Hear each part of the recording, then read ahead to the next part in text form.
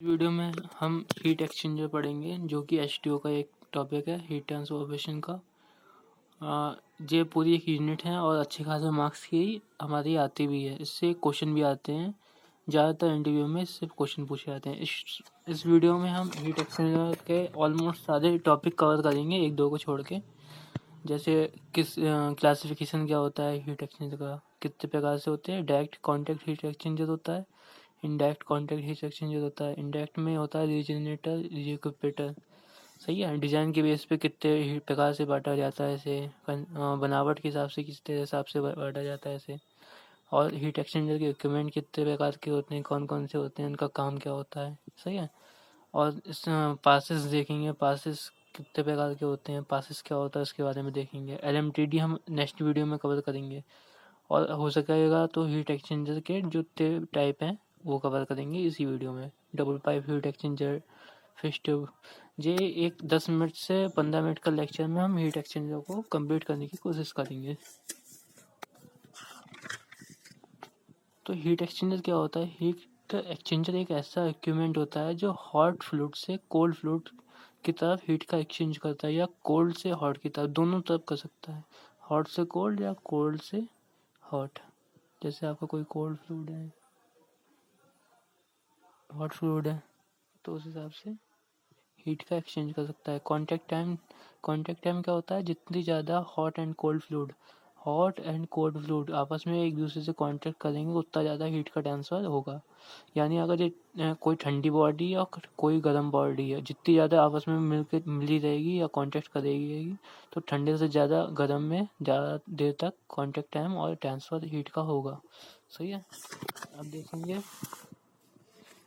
हम पढ़ेंगे direct contact heat exchanger. Direct contact heat exchanger में हॉट एंड कोल्ड फ्लूइड को डायरेक्ट मिक्स कर देते हैं और इसमें हॉट और हीट और मास दोनों का ट्रांसफ़र एक साथ होता है। डायरेक्ट कॉन्टैक्ट का मतलब ये है कि माना आपकी कोई इसमें देख लेते हैं, माना आपकी कोई बाल्टी है, बाल्टी में आपका ठंडा लिक्विड है और उसमें आपने सीधे गर्म लिक्विड एंटर कर दिया, तो ये डायरेक्ट कांटेक्ट हो गया, इसमें मिक्सिंग भी हो गई। इसमें हीट का ट्रांसफ़र तो हो रहा है गर्म से ठंडे में। सही है। और लेकिन इसके साथ मास का ट्रांसफ़र भी हो रहा है क्योंकि पानी आप लौट रहे हैं उसमें। तो डायरेक्ट कॉन्टैक्ट का हीट एक्सचेंजर का ये डायग्राम हो गया। इसका एग्जांपल हो गया हमारा कूलर है, कूलर में हम सीधे लौट, सही है, कूलिंग है, कूलिंग टावर होता है, डायरेक्ट कॉन्टैक्ट हीट एक्सचेंजर होता है। ठीक है।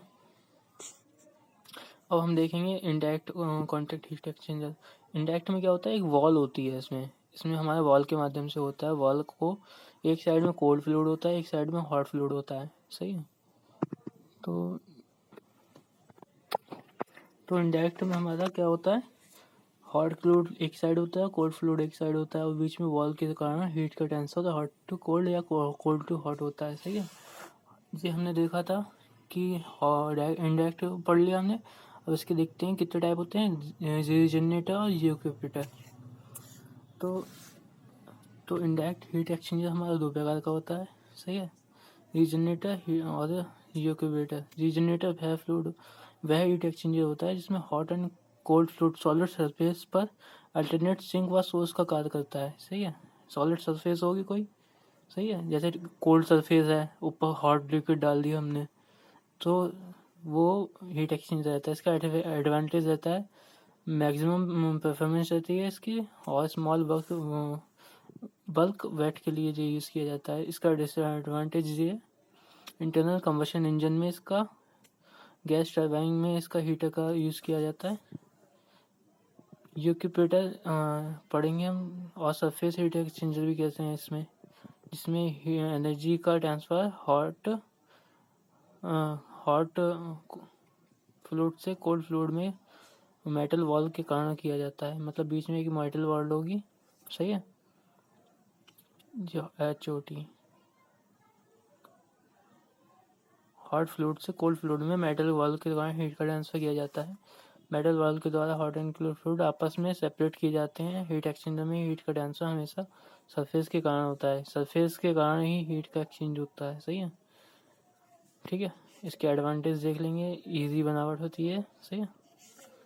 इसको हम सरफेस हीट एक्सचेंजर भी कहते हैं। अब देखेंगे जी हमने देख लिया basis on the direction of fluid motion, मतलब डायरेक्शन के बेस पे कौन कौन से हीट एक्सचेंजर होते हैं।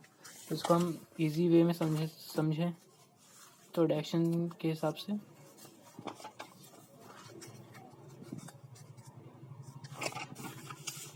देखो, एक डायरेक्शन होती है आपकी को करंट, इसे कहते हैं मतलब एक ही डायरेक्शन में फ्लूइड बह रहा है, ठीक है।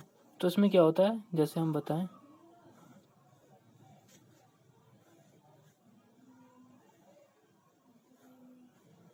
जैसे हीट एक्सचेंजर में क्या होता है, एक फ्लूइड जो हॉट होता है वो इनसाइड बैठता है और कोल्ड फ्लूइड अंदर साइड में। तो 3 डायरेक्शन होती है एक इसमें, को करंट, काउंटर करंट और क्रॉस करंट। जो लिखवाया मैंने इसमें 3 डायरेक्शन होती है, पैरेलल, को करंट, काउंटर करंट, सही है, और क्रॉस करंट। तो इसमें देख समझते हैं कैसी डायरेक्शंस होती हैं। को करंट में फ्लूइड होता है कि हॉट फ्लूइड भी सेम डायरेक्शन से ज़्यादा और कोल्ड फ्लूइड भी सेम डायरेक्शन से ज़्यादा है, तो दोनों ये होगा को करंट या पैरेलल फ्लो। और क्रॉस काउंटर करंट में होता है कि हॉट फ्लूइड इधर जा रहा है और जे हॉट कोल्ड फ्लूइड इस साइड जा रहा है, लेफ्ट साइड में, तो ये होगा काउंटर करंट, इधर से भी इधर से एक फ्लूइड आ रहा है, इधर से आ रहा है। क्रॉस करंट में क्या होता है, क्रॉस करंट में हॉट फ्लूइड ऐसे ज़्यादा होता है और कोल्ड फ्लूइड हम ऐसे क्रॉस में निकालते हैं, ये कोल्ड फ्लूइड। तो डायरेक्शन के बेस पे हमने 3 प्रकार के पढ़ लिए। को करंट जिसमें hot and cold fluid same direction में रहते हैं, सही है, एक ही एंड से फ्लो कराए जाते हैं, मतलब एक ही एंड से इसको फीड किया जाता है, हॉट भी और कोल्ड भी, सही है। इसका एग्जांपल जो हो गया oil cooler, oil heater, water heater. Counter current में क्या होता है, हीट एक्सचेंजर जिसमें hot and cold fluid opposite direction में या अपोजिट एंड से एंटर किए जाते हैं, सही है। मैक्सिमम हीट ट्रांसफर इसी चीज़ से होता है, maximum heat transfer counter current से होता है। क्रॉस अरेंजमेंट में देख लेंगे, क्रॉस अरेंजमेंट में राइट एंगल पर फीड किया जाता है, राइट एंगल, सही है। अब देखेंगे थ्री पार्ट में हम देखेंगे बेसिस ऑन द कंसिस्टेंस, मतलब बनावट के हिसाब से, डिजाइन के हिसाब से कितने प्रकार के होते हैं, 4 प्रकार के हमने इसमें लिखे हैं। Double pipe heat exchanger, silent tube heat exchanger, multiple shell heat exchanger, compact fin type heat exchanger, सही है। ये सब इम्पोर्टेंट है, कुछ भी पूछ सकता है वो आपसे। तो बेसिस ऑन द डिजाइन के बेस पे हम देखते हैं डबल पाइप हीट एक्सचेंजर, सही है। तो डबल पाइप हीट एक्सचेंजर मतलब 2 पाइप होते हैं, जैसे मैंने डायग्राम में बताया, एक पाइप अंदर होता है, एक पाइप बाहर होता है। छोटे वाले का डायमीटर कम होता है, इसमें एक का डायमीटर दूसरे की तुलना में एक का अधिक होता है, सही है। हॉट फ्लूइड हम अंदर वाले में और एंटर करा जाते हैं और कोल्ड फ्लूइड बाहर वाले में। तो इसमें डायरेक्शन का आपको बता दिया मैंने, को करंट हो सकती है, पैरेलल हो सकती है, ठीक है।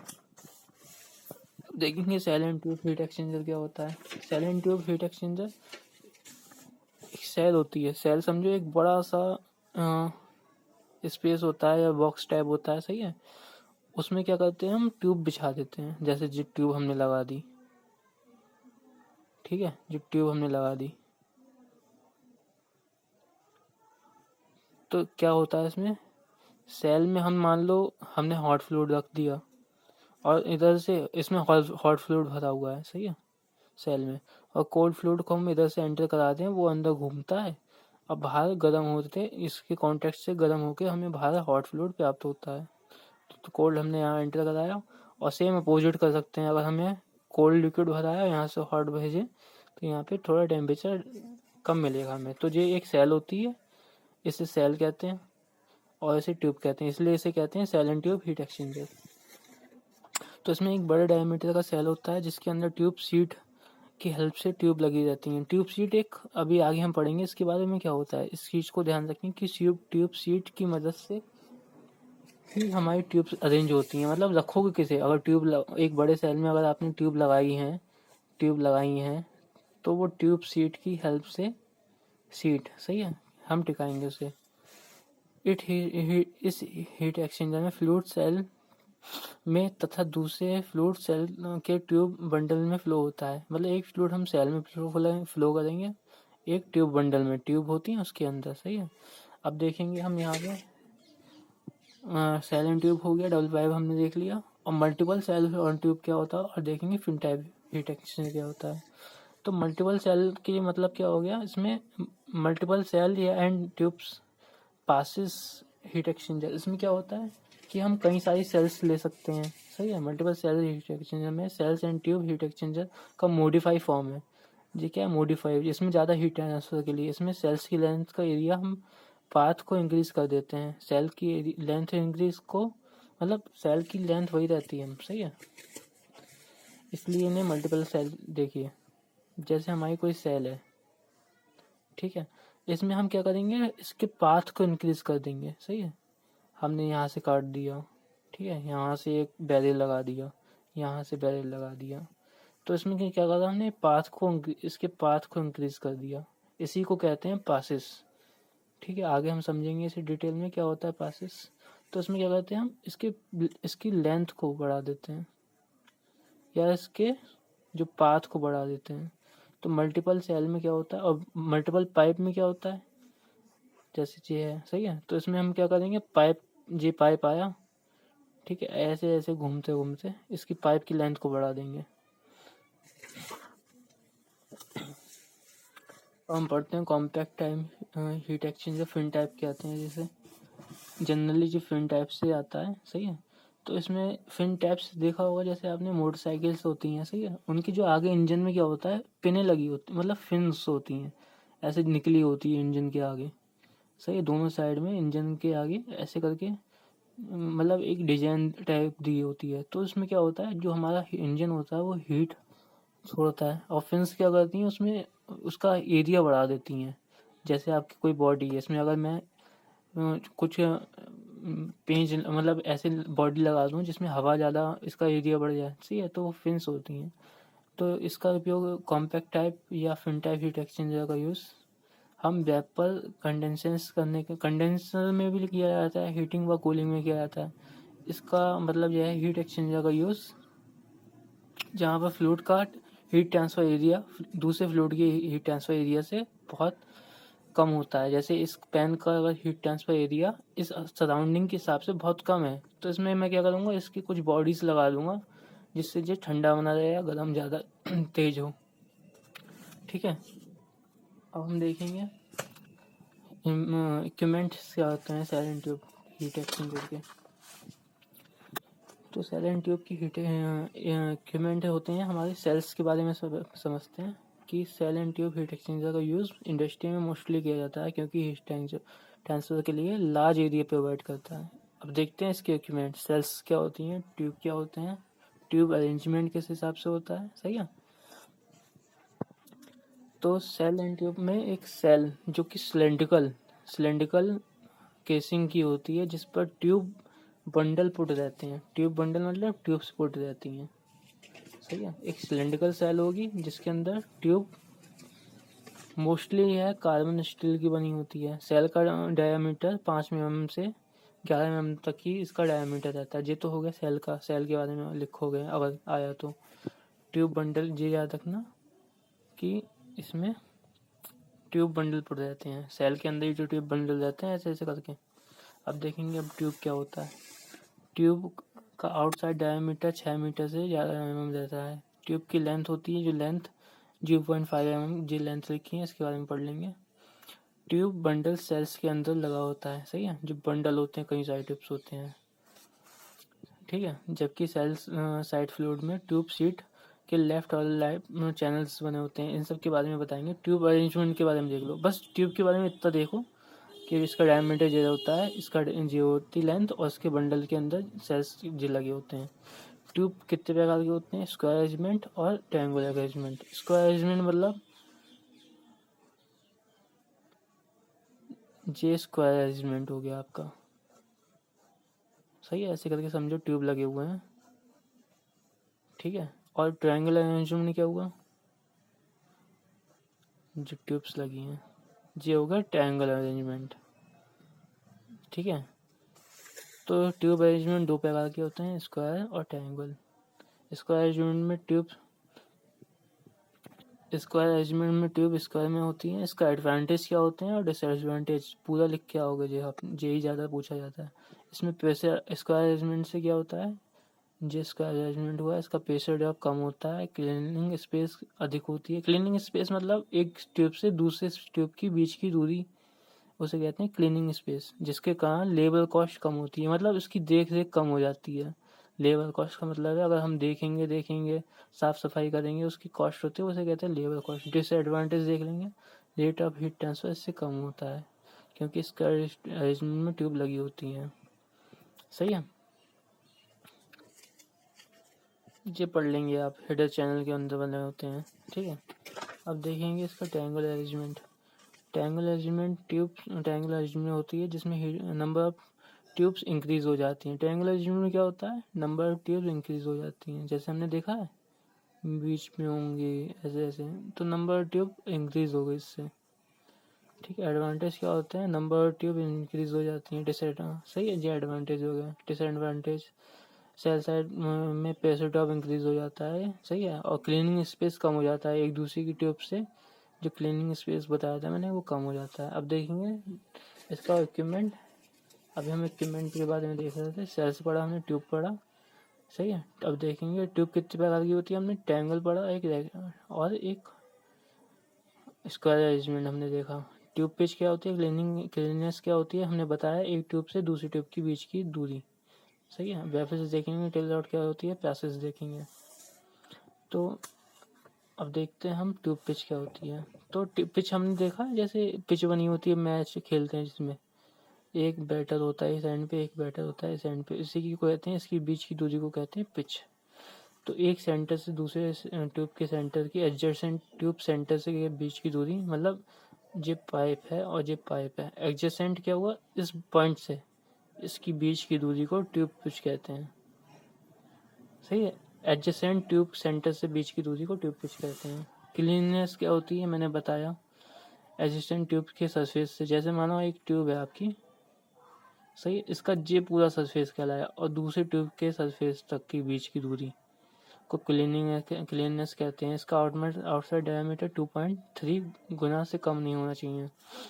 ये पढ़ लेंगे। वेफल्स क्या होती है, वेफल्स क्या होती हैं, वेफल्स का उपयोग टर्बुलेंस क्रिएट करने में किया जाता है। मतलब अगर फ्लूइड हल्का सा शेक करता रहेगा ना, इसके अंदर क्या होती है, ट्यूब्स पड़ी होती हैं ऐसे ऐसे करके, और ये ट्यूब को सपोर्ट करने का काम भी करता है। सही है, तो इसका यूज़ क्यों किया जाता है, ट्यूब में टर्बुलेंस, और हल्का बहुत सेक करता रहेगा ना, जैसे अगर गर्म पानी मतलब बोतल में गर्म पानी भरो आप, सही है, आधे आधे बोतल पानी हो, उसे ऐसे ऐसे करके हिलाओ ना आप, तो देखोगे ज़्यादा हीट प्रोड्यूस हो रही है। टिल रॉड क्या होता है, टिल रॉड वेफल्स को सपोर्ट करने के लिए काम किया जाता है। जैसे वेफल्स हैं, इनमें सपोर्ट करने का काम करेगा टिल रॉड। रॉड से ही समझ में आ रहा है। अब देखेंगे पासेस ये इंपॉर्टेंट है। सही है, वह टेक्निक या मेथड जिसके कारण हीट एक्सचेंजर की लेंथ का एरिया बिना बढ़ाए उसके हॉट एंड कोल्ड फ्लूइड के पाथ को बढ़ा देते हैं। पासेस मैंने बताया कि जैसे माना एक वो है हमारा सेल, सही है, इसकी लेंथ कैसे बढ़ा देंगे, जी इसमें हमने पासेस बना दी है, तो इससे क्या हुआ, इसकी सेल की हाइट तो बढ़ी है लेकिन इसकी लेंथ पाथ को हमने बढ़ा दिया। हॉट एंड कोल्ड के फ्लूइड के पाथ को हम बढ़ा देते हैं। सही है, तो इसी को पासेस कहते हैं। पासेस के अरेंजमेंट देख लेते हैं। ये पासेस है, सही है, sell side passes, split side passes और ट्यूब साइड पासेस। सेल को हम कितने प्रकार से बांट सकते हैं, ट्यूब को, और स्प्लिट मतलब बांटना होता है, आपको पता ही है। तो सेल साइड में हम कैसे बांट सकते हैं, सिंगल साइड, मतलब ऐसे कोई सेल है उसको हमने सिंगल साइड हमने बांट दिया, यहाँ से ट्यूब एंटर कर रहा है और दो भागों में इसको बांट दिया। डबल मतलब, और ये हो गया डबल में, जी यहाँ से ट्यूब एंटर किया, यहाँ से फ्लूइड बाहर आ गया। ट्रिपल में यहाँ से फ्लूइड एंटर किया, दूसरी बार गया, तीसरी बार गया, यहाँ से बाहर आ गया। फोर्थ बार में ये फोर्थ टाइम हो गया। सही है जी, यहाँ से आया, यहाँ से ऐसे गया, और ये थोड़ा आगे करेंगे, यहाँ से ऐसे आके यहाँ से निकल गया। स्प्लिट ट्रैप क्या होता है, सिंगल स्प्लिट हो गया, डबल स्प्लिट हो गया, हमने यहाँ से बांट दिया, और डबल स्प्लिट में क्या हुआ, एक ये बांट दिया, एक ये बांट दिया। ठीक है, ट्यूब साइड पासेस क्या होता है, जो ट्यूब साइड पासेस हो गया, यहाँ से आया फ्लूइड, यहाँ से आया। ठीक है, यहाँ पे ट्यूब बांट दी है हमने, डबल ट्यूब हो गया, सिंगल ट्यूब हो गया। सही है, अब हम देखेंगे फिन टाइप हीट एक्सचेंजर के बारे में। सही है, फिन्स क्या होती हैं। तो जैसे हमने पिछले में पढ़ा था, एक का हीट ट्रांसफ़र एरिया दूसरे फ्लूइड के हीट ट्रांसफ़र एरिया से कम होता है, तो हम फिन टाइप हीट एक्सचेंजर का यूज़ करते हैं। सही है, रेट ऑफ हीट ट्रांसफ़र बढ़ाने के लिए इसका यूज़ होता है। फिन्स दो टाइप की होती हैं। सही है, जी याद रखो कि लॉन्गिट्यूडनल होती है, लॉन्गिट्यूडनल, और ये होता है हमारा ट्रांसवर्स। ठीक है, इन दोनों के बारे में पढ़ लेंगे आप।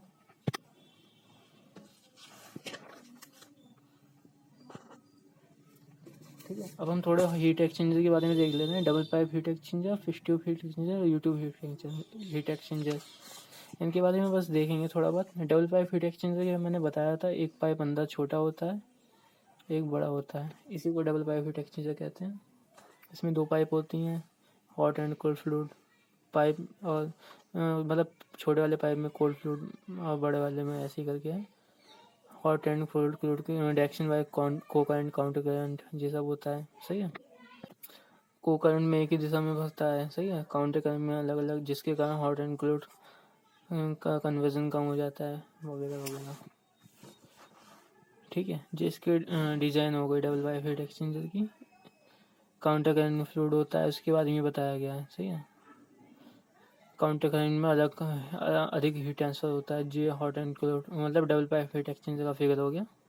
सही है, इस फिगर को 2 से 3 बार बना के देखेंगे, आपको आ जाएगा। इसमें जो अरेंजमेंट दिखा देंगे कि यहाँ से हॉट फ्लूइड जा रहा है, यहाँ से कोल्ड फ्लूइड जा रहा है। ठीक है, इंडस्ट्री में आपको ऐसे ही थोड़ा बहुत मिलता जुलता बनेगा।